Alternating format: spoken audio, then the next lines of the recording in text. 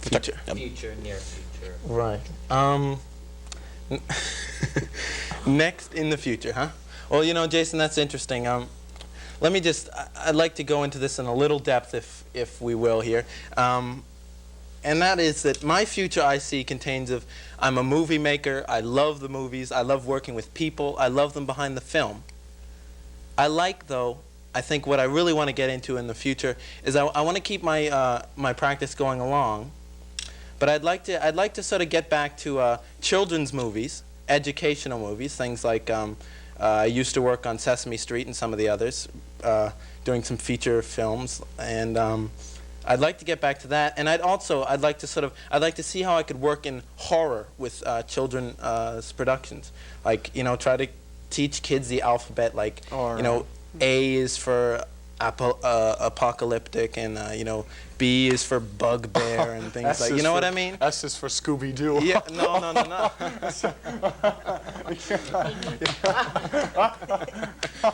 No, you know what I mean, Jason? Let me just, I don't want to just end it there. I don't want to end it there. I by no means I would consider that you would be doing this. No.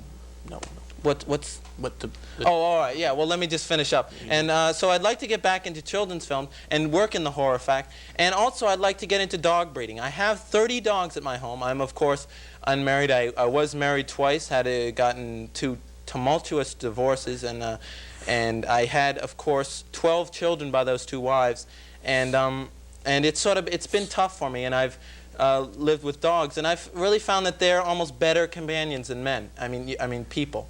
You know what I mean? Yes. They don't talk back to you. I have no problem, like with the actors I had, I must say, once in a while we got into some arguments, huh? Yes. And I mean, let's face it, we're all people. And the thing is about, you know, dogs, they you know, We're not people. Right. That's the essence, you know? That's the essence, Brad. That's what he's David, tell me, your childhood was a little bit shocked, if you will, for you. And we know that it had and would have a large effect, if you will, on your life as you would grow up. And it has, as a matter of fact. Your mother was a... You've talked about her a lot, yes, and you were willing to talk about her this evening. Is this one of the reasons why you plan to go away and teach children horror? Don't you find this? Yeah, I wouldn't put it that way, Mr. Bob. But the simple fact is, if we can end it on this, is that I had a tough childhood. I lived in a isolated house in Martha's Vineyard. We lived near a swamp. I frequently played in the swamp alone. And I mean, this isn't a happy story, even though I can laugh about it now, but it wasn't a happy story back then. I used to play in the swamp all by myself, and I'd come home.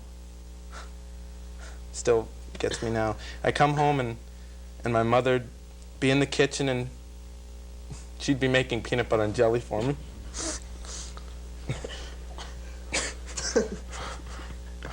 A heartwarming and touching... Excuse me. A touching story, and I think we will leave it on that note. Wait, Jason. I just One like more to. note. Can I end it up on a bit happier note? I just like to say that. Thanks, Jason. Pardon, I have this cold. Don't make me do it anymore. All right.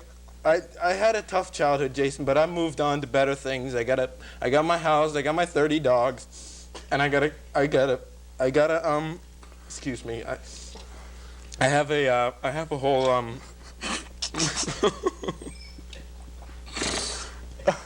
let's cut it there.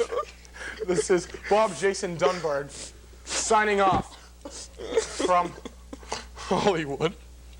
I just can't take it anymore. And I'd like to say good evening. And good evening to my 3 guests. And have a good week. We will see you on next week on Can We Talk. Good evening.